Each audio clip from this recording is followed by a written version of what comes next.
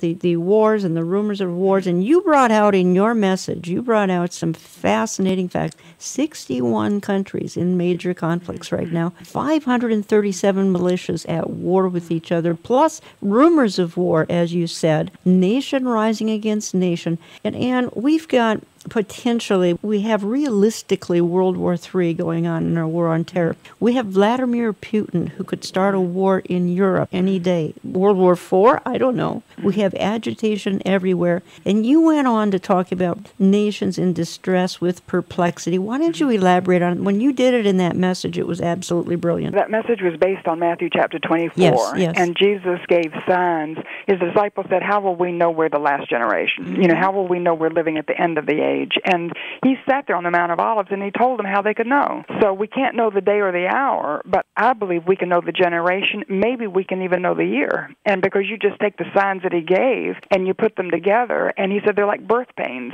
Yeah. And I'm not sure if you have children, Jan, but No. I've got 3, and I know when I went into labor, my birth pains started slowly, like every 5 minutes, and it wasn't so bad, but they increased in frequency, increased in intensity until the end. I couldn't stand it. I couldn't take one more pain, and then the baby came. And so Jesus is saying you take all of these signs and you put them within one generation when they're increasing in frequency and intensity until you think you just can't take it anymore. That's when Jesus comes back. That's the end. That's when, what we describe as the rapture of the church, when Jesus comes back to be with himself those who put their faith in him, and that ushers in 7 or 8 years of judgment on this earth. And then at the end of that time, he comes back to the Mount of Olives to rule and reign. So I think we're right at that point. I believe the rapture of the church could take place at any moment.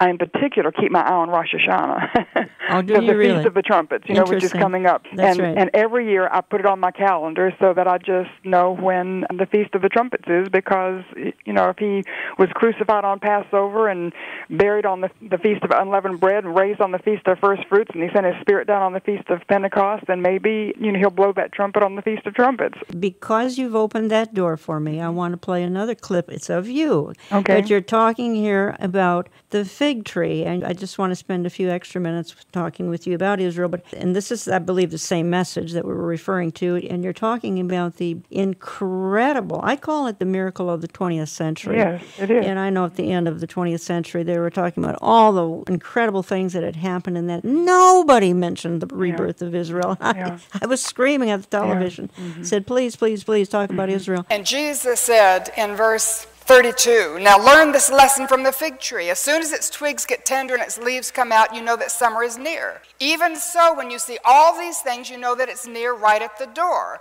I tell you the truth, this generation will certainly not pass away until all these things have happened. Heaven and earth will pass away, but my words will never pass away.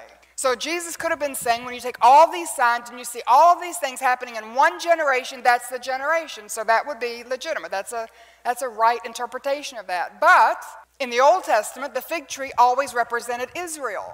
And several days earlier, he was teaching his disciples, and the fig tree represented Israel. So in this parable, I believe he was speaking of Israel. When you see Israel, who's been dormant, no leaves for 2,000 years, and then she puts forth leaves and she begins to come to life again, the generation that sees Israel reborn, becoming a nation again, is the generation that's the last. And I want you to, so many of us have grown up with this, we just don't think of the phenomena that after 2,000 years, after 70 AD, when Jerusalem was destroyed and the Jews were dispersed all over the world, Israel did not exist anymore. And after 2,000 years, the descendants of her ancient people went back to her ancient homeland, speaking their ancient language, and were reestablished in the family of nations. That's a phenomena. That was a God thing. That was supernatural. And I believe Jesus is saying, when you put all of these signs together, and they're ratcheting up, remember the birth pains, in the same generation, when the nation of Israel was reborn, that's the generation. So my daddy says, Ann, what's a generation? And I said, Daddy, I don't know. 40 years, 70 years? But it's mine. The nation of Israel was reborn May 14th, 1948. I was born May 21st, 1948. That's my generation. I believe with all my heart, if I live out my natural lifetime, I will live to see the return of Jesus Christ to planet Earth. Jesus is coming. That is the blessed hope we have, Anne Graham Lotz, is it not?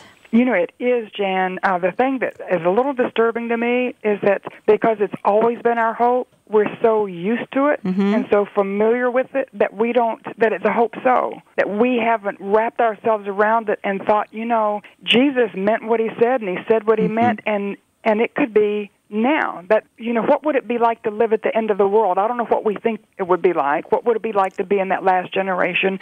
But even committed Christians I talk with don't think that it's now. I know.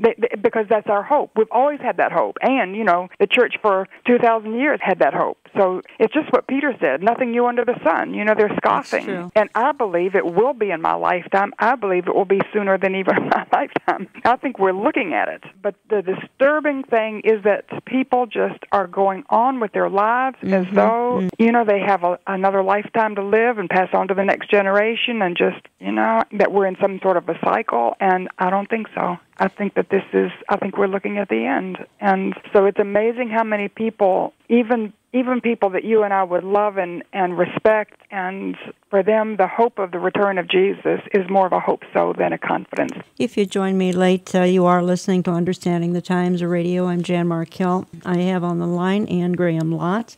Most of you know the name. You've probably read one of her many, many books. And the best website for you is which one? It's just my name, AnneGrahamLotz.org or AnneGrahamLotz.com. Either one will get you there. Okay.